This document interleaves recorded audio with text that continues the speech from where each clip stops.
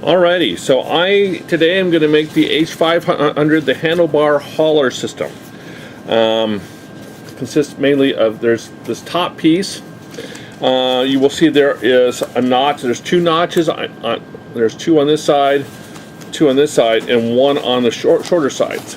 And you'll notice that that notch is on more towards one side than the other. The one that is shortest to that will be the front of the bag. And so I'm going to start with that notch first. And what I'm going to do, I've got this 1.5 inch piece of webbing that's 13.5 inches long. And I'm going to center it on that side notch. So you can see right here, I've got the notch. And I'm going to place it right up there, and I'm going to start it. And I don't go very far, maybe just an inch or so. Because then I'm going to grab a 1 inch by 36 inch piece of webbing. So that's a long piece. And a 1 inch female buckle. So I'm going to put it through there, bring myself back a good 1.5 inches worth. And I want to do it so you notice that there are kind of dots on the back of the buckle. I want that down on the surface. So I'm going to put that down beneath the webbing. And as you see, I've got the notch here. What I'm going to do is place this buckle just to the outside edge of that. And I'm going to try and bring it in maybe 1/8 of an inch away from the edge of the material. I'm going to go there, making sure I back tack over top of that, okay? I don't go too far, because then I'm going to go for the next piece. I start out with a piece of hook and loop Velcro. I turn the loop over and just connect it by about 1/4 of an inch. Then I'm looking for a 15 inch piece of 1 inch webbing. And then with that, you're looking for the ladder lock. And so it's got a back bar. I'm going to put this through the back bar. And what I want with this has to be facing up like this, because it's going to wrap around up and around this way. So this has to be able to come around and hook in. So what I'm going to do is lay this one right next to it, the one I just sewed, so it'll be on the inside edge of that notch. I bring it in enough, you'll see, so I've got enough room so it'll pivot well, and I can maneuver it and do what has to be done when I have to attach it to the bicycle. Then I take my piece of Velcro that I've attached and I lay this right on top of it. And so that'll lay on top.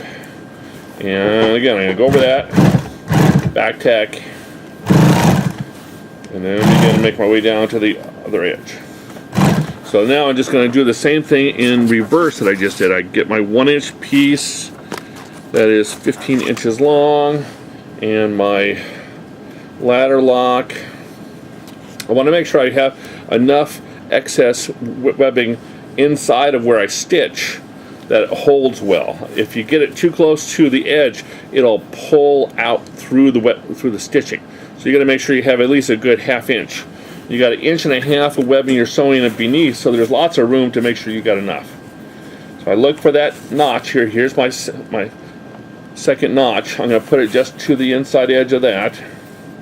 Make sure I got it aligned up and have enough out there. Then I grab my Velcro pieces. And the way I'm doing this, I've got the hard part is the hook, and the soft stuff is a loop. I want the loop facing down, the loop and the hook facing up. And I have that going towards the back. So make sure you do the same thing on the bags that you make. Again, I place it right on top. And I'm going to stitch that, kind of back tack. Then I'm back to my long piece of 1 inch. Get enough excess. Lay it in there. Make sure I'm back enough. And back tack. Then I'm going to come down to the end. Come down, because then what I got to do is I got to come back over top of it all.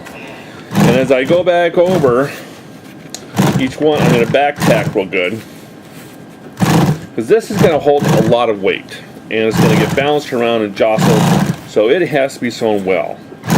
So on each one, I'm going to go along and do my back tack. And before I come and finish at the end, I'm going to grab my Made in the USA label. I'm going to stick that just under the 1 inch, the 1.5 inch webbing, just to the side of that first strap, and sew that down. That's where I've got that label. So that part is done. So all in all, this is really a pretty simple piece. You should be able to take a look and say, oh, okay, I get how that's all done. One thing I do is on the longer parts, I have to tack down the whole back end of it, because it has to wrap down around the whole piece. It's going to make to hold like a huge tent on the handlebar, so it has to kind of curl around and hold everything. So what I do is I come along here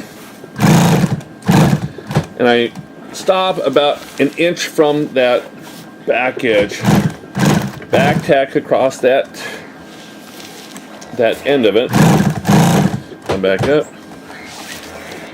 come back over, and kind of finish out my box that I've created there.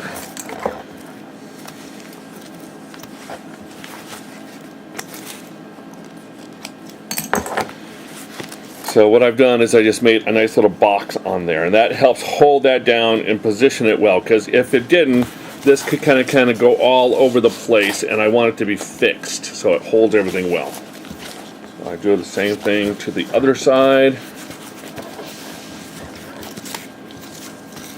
Not the short one, but the long one. The short one has to kind of come up and go around the handlebar, so I don't sew it down anymore. So this one here, I start at the back end because it's easier for me.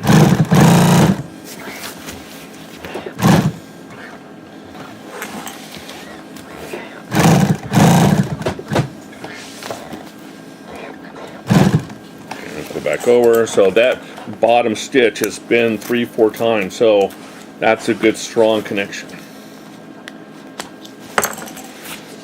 So now that I've got this all made, you'll notice I got 2 drill holes. I got one right up here and one back here. The one up here, the small space, that's the front, and that's where my label needs to go. So I center the mountain on the drill hole, and I kind of push out to make sure I've got it all on there. And I hit that.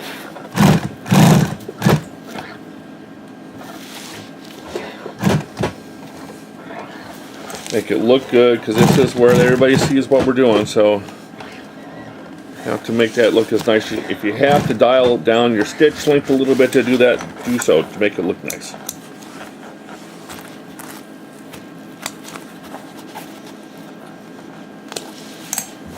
Alright, so we've got that.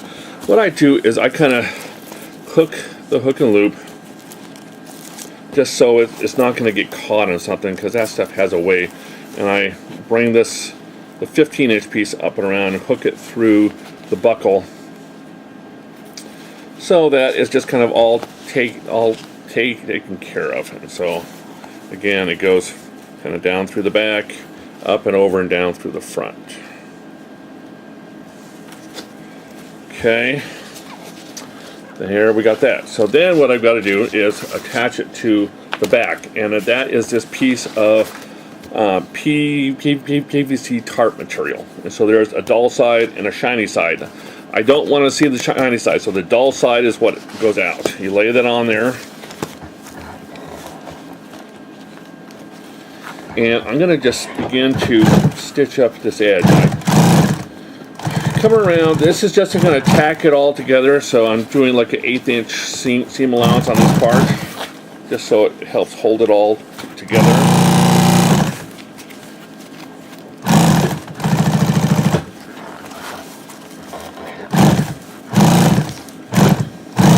I get 3 sides, then you're going to take this piece of plastic that you've gotten with your stuff, okay, and slip this just inside. It's just made to go directly inside there. Finish sewing that up.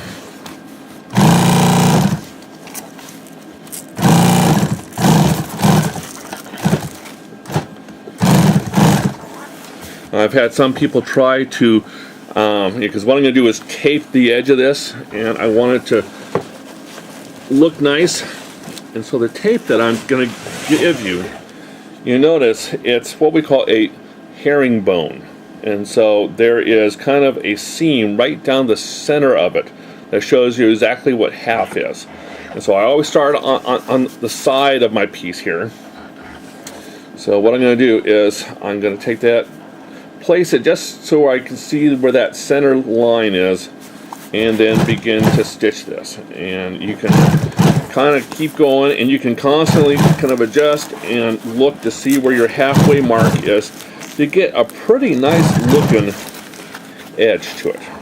Making sure all your webbing pieces are up and away. Because what I don't want is a bunch of stuff down below and a small amount on top. I want it to look as even and nice as we can, so that's why I use this stuff. It's also kind of extra thick and heavy, so I know it'll hold up to the abuses that this is going to take. So I'm kind of constantly, and also because of the herringbone, it does tend to go around curves kind of nice. And so I can peg it, and then I can kind of pull it and stretch it and get it to walk right around there. So you can see I've got a nice look on the back and a nice look on the front. I can get it around that curve nicely. If by chance you do miss it on one side in a spot, just go back and restitch it. I don't need to have you completely undo it all, but just make sure it's caught on both sides.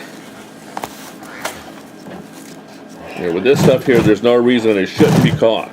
But just in case, like I said, I've had that happen. I just go back, I cut it. What I like to do here is melt the end. I always have my little lighter here, and I just kind of melt that end, kind of like so. Back tack that, and away we go. So there's, I can check out on both sides. It's caught on both ends. It's melted well. It's back tacked over there. It's not going to come undone. So then there is a piece, and mine just fell down here. Let's see if I can. An 18-inch long piece of 3/4 inch. And that's what this back drill hole is for. So after everything is all in there, I like to be able to sew this down through everything, and it helps lock everything in place. So with this one here, you got the back, the buckle. This is going to allow it to attach, strap it to the bicycle head tube. So I put in a little bit there, about 1.5 inches. And, well, I actually go over it, because what I want with this one, because of how it's going to attach, I want the back of the buckle facing up, because it's going to wrap around like this, and so people won't see the back after they get it all attached. And so what I do is I look for that hole, and I put the edge of my webbing right on the hole, and then lay the longer part over top of it. I leave myself a good 1.25 inches so it has room to really kind of move, because this is going to go around kind of a thick tube, so it needs room to kind of go all the way around. And so I do it like so. I come in, back tag. So I'm just going to create a big dot, and a good 1 inch is what I do.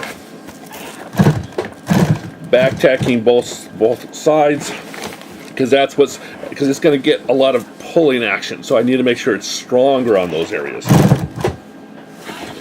Okay, and I go back over it again. There, I've got a good. Something went down the wrong tube. Okay, so there we go. So there's that. And then this will take the 3/4 inch slide and the 3/4 inch male end buckle to attach into there. Now, one other piece that we do here is we have to finish off the long straps. So I pull that under, because that's the way it's going to go down, around, and back up. You take that, you take your 1 inch loops, okay, and I put that down over top of the buckle, And then I take a 1-inch male piece, put that on, make sure you do it the right way, look at how it is on the sample, and then I put it back through this little loop and lay it down and stitch it so that it won't come off. And I just put it back up there about 3/4 of an inch and just give it a nice back and forth 3-4 times so it stays on, and then trim that. Again, if there's any question, look at the sample, do it exactly like the sample. But then what happens is that creates a nice little leash for that excess webbing. So when it comes up and gets attached in, it's going to stay right there. So then you have to do it to both sides. Again, I pull that under, make sure that the webbing is not twisted, because I don't want any twisting. Look at how the buckle is, because this is the top, and if you flip it over, you can see that bar is down inside, so that's the back. So I want the bar on top, up through the back, down through the front, and then I stick it back up in through this loop. Now some people can go ahead and sew, they learn to do it, so they sew on the loops all firsthand before they do the rest of it. That way it becomes easier for them to kind of sew all these at once, and faster that way. So there we go. So there is our completed handlebar hauler system. And that's kind of all there is to it. Like I said, it's really a pretty simple piece. Goes fast. Should be able to knock these out in no time flat.